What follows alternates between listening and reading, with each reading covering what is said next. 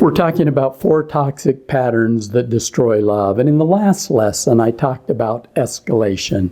And now we're going to move to the second toxic pattern, invalidation. This is a pattern in which one partner puts down the thoughts, feelings, or even character of the other. The put down may be subtle, like, hey, it's not really so bad, as one spouse is talking about an upsetting event, or it might be something more explicit, like, you are really nuts. The long-term effect of invalidation lowers self-esteem, and it creates resentment in the targeted spouse.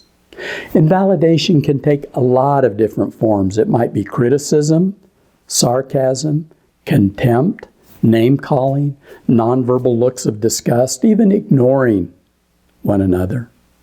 Whatever the form, it hurts, and it leads to covering up who you are or what you think and feel. It's too risky to do otherwise. So let me give you a couple of examples of what I'm talking about. Wendy says to her husband in kind of an angry tone, "You missed your doctor's appointment again. You're so irresponsible. I could see you dying and leaving me just like your father." Ted, who's now feeling a little hurt, says, "Well, thanks a lot. You know I'm nothing like my father." Wendy, "He was irresponsible and so are you." Ted, sarcastically, "Well, I'm sorry.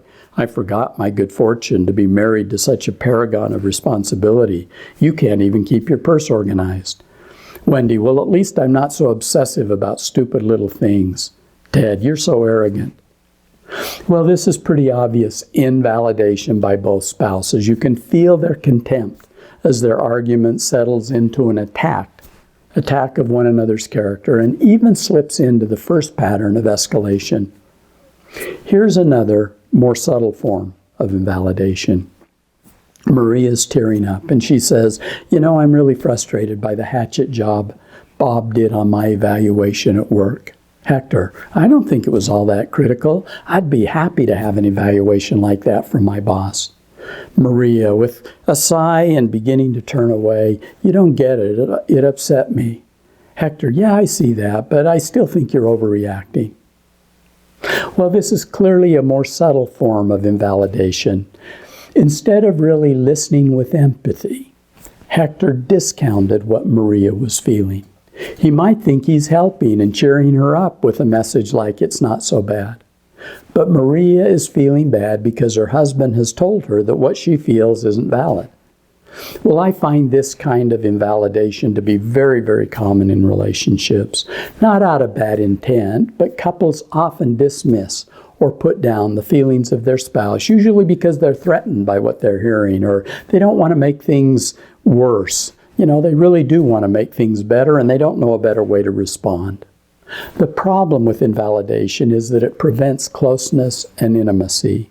Partners begin hiding themselves, their real selves, their more vulnerable selves from each other because they don't want to feel hurt.